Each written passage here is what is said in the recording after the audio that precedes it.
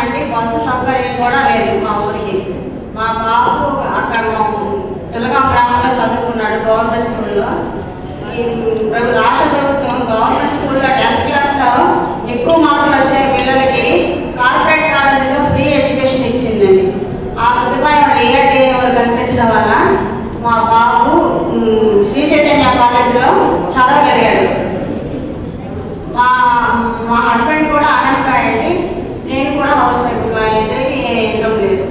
ఆ డిఆర్డీఏ పథకం వల్ల విశాఖపట్నంలో ఐఐటి క్యాంపస్లో మా బాబు సెలెక్ట్ అయ్యి చదివి ఐఐటి ర్యాంక్ సంపాదించాడు. ఐఐటిలో 7,000 వచ్చిందండి, ఓబీసీలో 1,000 ర్యాంక్ వచ్చింది. మరి ఏఐటిపి కూడా వచ్చింది. అయితే ఐఐటిలో తనకి నచ్చిన గ్రూప్ రాలేదని ఏఐటిపిలో ఎన్ఐటి దుర్గాపూర్లో ఇప్పుడు ఈసీఈ చదువుతున్నాడు.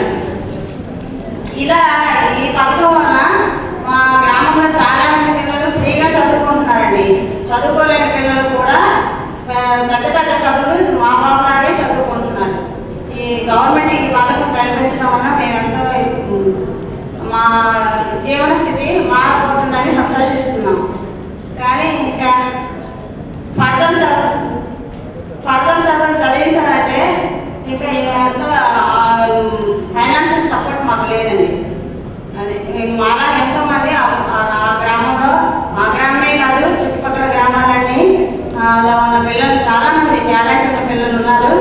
కానీ చదివించుకోలేకపోవడం ఈ పథకం